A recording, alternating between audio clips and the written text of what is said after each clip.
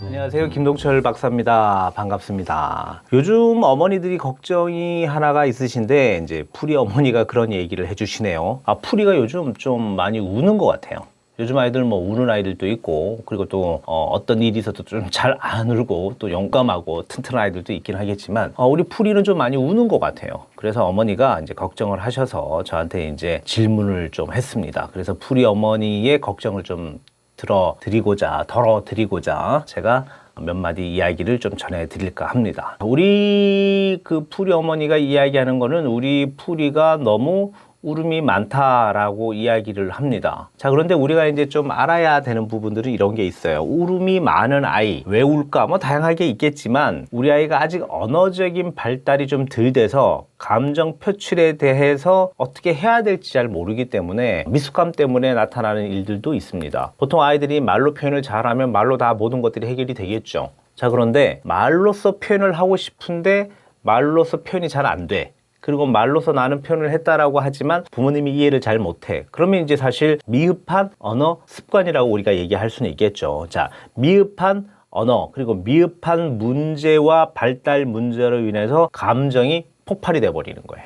자, 그럼 감정이 폭발이 되는 건 어떻게? 우는 거죠. 그렇죠? 아이들이 할 수 있는 게 여러 가지 이제 행동에 대한 것들이 많이 없기 때문에 뭔가 해결하고 싶은데 해결이 안 되거나 내가 요청하고 싶은 게 있는데 요청이 좀 잘 안 돼서 부모님이 잘 이해를 못 한다라고 한다면 울음의 어떤 행동. 자, 이러한 것들이 우리 아이는 울음을 터뜨리는 것이 어떻게 보면 감정 표출이다. 그리고 언어적 표현이다 라고 이야기를 할 수는 있을 것 같습니다. 자, 보통 아이들이 우는 행동을 하는 것들은 자신의 의사를 어필하는 경우가 이제 대부분이다. 제가 방금 이야기를 드렸지만은 사실 울음 속에서는 뭐 다양한 것들이 상당히 많이 있습니다. 뭐 제가 방금 얘기했던 것처럼 뭐 어떤 자신에 대한 의사 요구라든지 원하는 것이라든지 이러한 경우들도 상당히 많이 있는데 보통 이제 이러한 것들은 사실 우리가 보면 바로 알죠. 뭐가 필요해서 이 아이가 우는구나. 그런데 어머니가 생각했을 때 정말 모르겠는 거예요. 이 아이가 왜 우는지 모르겠는 거예요.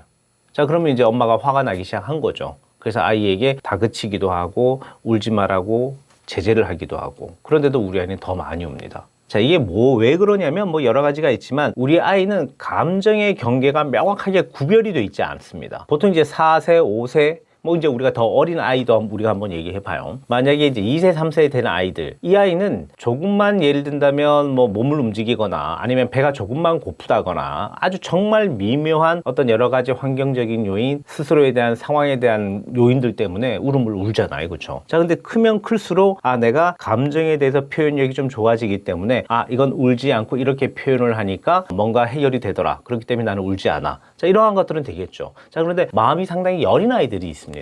예를 든다면 본인은 뭐 예를 들어 친구하고 또래 친구들하고 놀 때 내가 원하는 것들이 있어서 나는 놀고 싶은데 풀이 친구 아이는 놀지 않아. 나 풀이하고 놀기 싫어 라고 얘기를 한다면 그래? 그러면 난 또 다른 친구랑 놀겠어 라고 이제 이렇게 이제 반응이 돼주면 좋은데 이 하나 상황에 하나의 행위에 몰입되어 있으면 사실은 다른 생각을 할 수는 없습니다.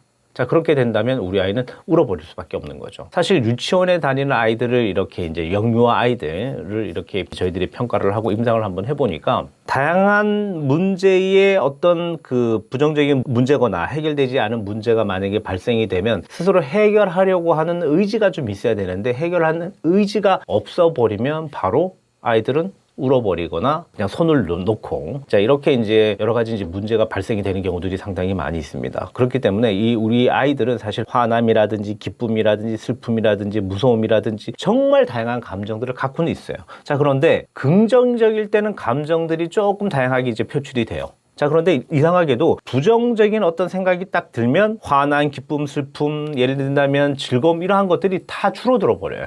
자, 하나로 귀결이 되는 거죠. 나쁨, 무서움, 뭐 이제 이런 것들로만 귀결이 됩니다. 자, 이러한 것들이 계속 반복이 되기 시작을 한다면 습관적인 문제로 또 발전이 될 가능성이 상당히 높겠죠. 그래서 습관적인 발전이 되지 않도록 우리는 이제 아이를 잘 관찰해야 되고 또 이제 하나의 이제 그 학습을 통해서 개선을 시켜 나가야 된다라고 생각을 합니다. 자, 그런데 이제 이러한 상황들을 이제 우리 이제 전문가들, 이론가들이 어떻게 얘기를 하느냐면 사회성 형성에 대해서 공감 능력에 문제가 생기기 때문에 사실은 이러한 문제들은 좀 빨리 개선해 주면 좋다. 자, 그렇다면 이러한 공감 능력이 떨어지는 아이 어떻게 상승시켜야 될까?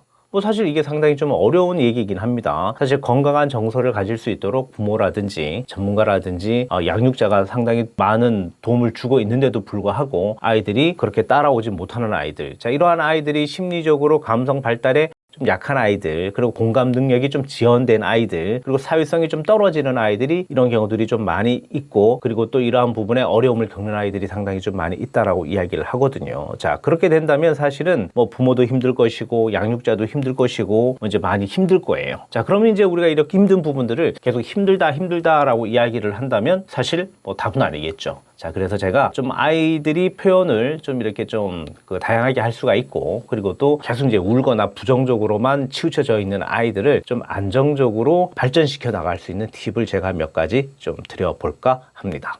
자, 그럼 이제 팁을 제가 하나를 이야기를 드리면, 아이들이 예를 든다면 울면 말을 별로 안 하잖아요. 그렇죠? 말도 안 하고 행동으로만 하고, 이제 예를 든다면 여러 가지 감정 톤들이 하나로만 딱 집중되어 있는데, 자, 우리 아이가 말로 표현을 할 수 있도록 계속 이끌어 주셔야 되는 겁니다. 이게 조금 처음에는 힘든 부분들이 분명히 있습니다. 자, 그러면 어떻게 이야기를 하느냐면 딱 찍어서 이야기를 해 주셔야 돼요. 만약에 우리 아이가 운다라고 한다면 우는 부분에 대한 감정 표현을 어떻게 하는 것이 좋다라고 이야기를 해주면 된다는 겁니다. 예를 들어서 아이가 울 때 엄마가 울지 마, 이런 상황이니까 너 괜찮아, 이제 이런 것이 아니고, 울 때 엄마가 먼저 이야기를 해주셔도 좋고, 울지 않은 상황, 아이가 정말 괜찮은 상황, 어떤 사건이 일어나야 아이는 울거나 이렇게 하는 경우들이 많이 있잖아요. 그렇죠? 근데 그렇지 않은 경우에 미리 이야기를 해준다는 겁니다. 사실 이렇게 얘기를 해주시면 되는데, 너가 울음이 날 때는 이러한 방법을 한번 찾아봐. 울음이 먼저 날 때는 먼저 엄마를 3번 불러줘봐.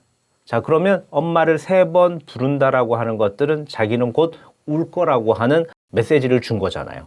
자, 이게 어떻게 보면 언어적 표현에 대한 메시지를 주는 거예요. 자, 그래서 아이들이 느낄 때는 엄마가 이제 이런 것들을 학습시켜 주신다면 아이는 울기 전에 이거를 생각을 할 겁니다. 엄마 3번을 부를 거예요. 자, 그런데 엄마를 2번 불렀을 때 엄마가 달려왔어. 자, 그러면 우리 아이는 어떤 얘기를 할까요? 3번을 자기는 부르지 않았기 때문에 말로서 표현할 수 있는 것들 이야기를 합니다. 엄마 밥 줘. 엄마 뭐 해줘. 자, 그런데 이런 3가지 엄마 부르는 게 만약에 없으면 바로 우리 아이는 뭘 해줘. 근데 엄마가 못 들었거나 엄마가 신경을 못 쓰게 되면 바로 울어버린다는 겁니다. 자, 이러한 것들이 쉽게 말해서 말로 표현할 수 있도록 아이들을 이끌어주는 방법. 자, 이런 것들은 상당히 중요하다라고 이야기를 전문가들이 많이 하는 부분들이 있으니까 아이들이 행동만 하는 아이들은 말로써 좀 뭔가 만들어줘라. 자, 사실 이러한 것들이 꼭 지금 방금 얘기를 제가 드린 것처럼 엄마를 3번 부른다 이러한 것들도 있을 수는 있겠지만 사실은 보통 아이들이 우는 아이들이 내성적인 아이들이 많고 말수가 적은 아이들이 상당히 많이 있습니다.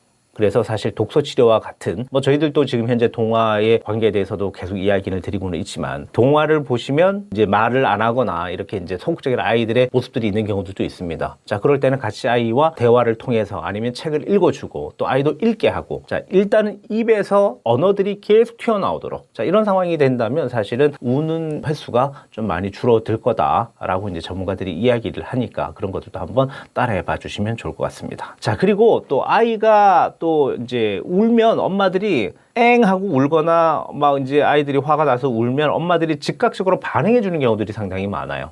자, 그러면 우리 아이는 사실은 우는다고 얘기해도 우는 게 아니에요. 이거는 어떤 언어적 행동이에요. 울 때 엄마가 바로 달려 들어가면 엄마를 부르는 게 그냥 우는 거예요.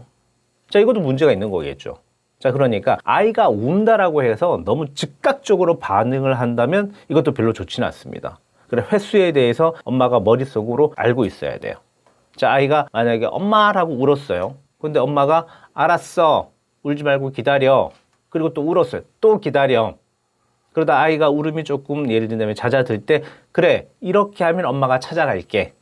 자, 이런 상황이 돼버리면 아이가 머릿속으로 아, 내가 우는 게 잘못된 행동이었구나 라고 스스로 학습 인식을 하게 되는 거거든요. 자, 그렇기 때문에 울 때 바로바로 엄마가 가서 뭔가를 자꾸 해결해 주려고 한다면 이 자체를 일일이 반응해 주는 것들을 우리 아이는 언어로서 표현을 하는 게 우는 반응으로 나올 수가 있다는 겁니다. 자, 이러한 것들을 좀 이렇게 좀 체크해 주시고, 그리고 또 아이들은 또 우는 것들을 뭐 당연하게 운다라고 또 생각할 수는 있습니다. 자, 이런 것들도 단호하게 엄마가 그래 울면 엄마가 해줄 수 없어 라고 하는 좀 단호성을 가지고 있는 것들도 아이에게 상당히 도움이 된다고 하니까 이렇게도 한번 해봐 주셨으면 좋겠습니다. 그리고 반복적으로 이제 기다려주는 것도 좋은데, 사실은 이게 무슨 얘기냐면 반복적으로 기다리라고 하는 얘기가 아, 울어도 계속 기다려야 되나요?